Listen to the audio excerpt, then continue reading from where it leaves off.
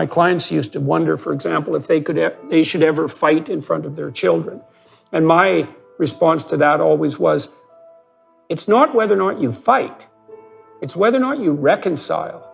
And so what you want to do is model for your children the fact that there's going to be conflict about very important and difficult issues, some of those interpersonal, but some of them just practical, that conflict is actually going to produce a fair bit of emotion, some of which might be negative and even rather intense, but that those things can be negotiated through and the relationship can come back together. We know, for example, even by studying our close primate relatives, that chimpanzees, that the males, for example, are extremely fractious in their interpersonal interactions, but they're also, the sophisticated ones are also extremely good at reconciling and peacemaking.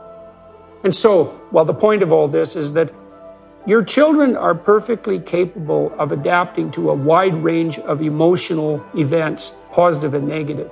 And what you want to help them understand is that the relationship you have with them and with each other, if you're married, is of the sort that's going to be able to withstand the full range of emotional expression without breaking apart. And so you don't have to worry about them being fragile, and you don't have to worry, in some sense, even about making mistakes with them, as long as you're doing that in the same way you would do that with someone with whom you really want to maintain a long-term relationship. It's a very rare married couple who don't fight, who don't ever fight and don't ever. And one of the things that I think is important, as you say, that children may see you fight, and of course by that I don't mean, hugely aggressive, throwing things or beating a partner up, but the normal kind of arguments and fights and that a couple would get into. If the children observe that, then I think you're right that it's important that they also see the making up. But they also learn that you're not perfect, that conflict exists, and that people resolve it, and that it doesn't destroy you. So I think that is really important. Right. The other thing is about anger and conflict and argument is, as you say, just a normal part of life. So if you try, and this is what I see, the pressure on parents, and particularly mothers, to be nice all the time, to be kind and nice and never do anything in front of the children. And you create a kind of false sort of family. And it's some of the families I know that I think have the most healthy relationships are ones that shout at each other quite a lot. They're quite volatile in the way that they do so, but they're very honest. And they make up, and they're very, very close and loving families.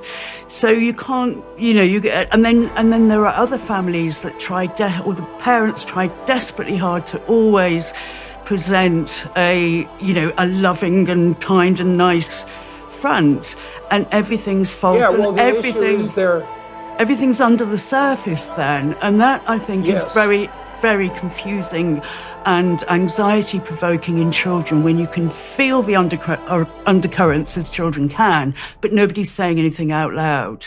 Right. Well, that's part of that extended Oedipal complex in some sense, is that the issue is, it's perfectly reasonable for people to work towards having peace in their household.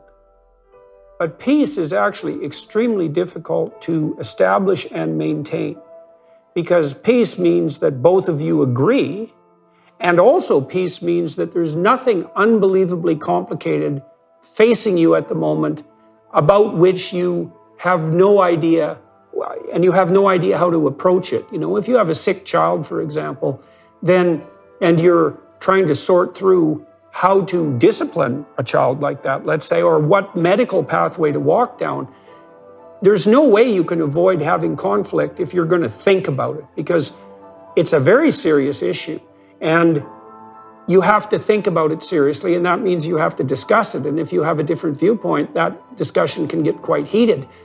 But there's no difference between that and thinking that heated discussion. And unless you sort through, say, the complexities on the disciplinary and the medical treatment front, you actually don't have peace, right? You just have a problem. Now, what happens in the families that insist upon presenting this, you might say, gingerbread house world of false peace to their children is that they're pretending constantly that every problem is solved and peace actually reigns, but they're telling the children, often through nonverbal behavior, that any conflict whatsoever is so disruptive and so intolerable that we have to pretend all the time that no conflict whatsoever exists.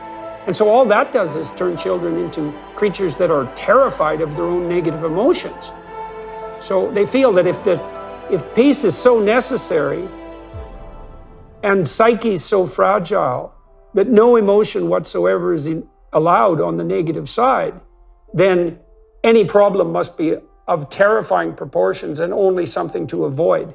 And that's definitely a catastrophe for children, especially because they can, especially when they're little, they can be quite volatile, right? I mean, if they're tired or hungry or hot or cold, and they get volatile, they get upset. And then if they're feeling that they're breaking the eggshells underneath the carpet or rattling the skeletons in the closet, that's just not good for them at all. Yeah, it teaches children to be afraid of conflict and disagreement and argument, and those are parts of a healthy relationship. You disagree, and you. I think that when it comes to disciplining the children, that's an issue that is the adult's job, and it shouldn't be done in front of the children. I mean, it helps if parents share the same values, but often there is a difference between. Discipline and attitudes to discipline. This is so common that one parent is more authoritarian and the other parent is more liberal and wants to let the children get away with things more, and the other one wants really tough discipline. And that's so common to a greater or lesser extent. So those sorts of issues really need to be talked about and sorted out by the parents. It's not the child's job to join in with methods of his or her own discipline. That is the parent's job. It's the adult's job, and a child isn't, and then the parent should be able to reach some agreement or compromise and then, proceed. But that shouldn't be part of the child's job. It's not the child's job to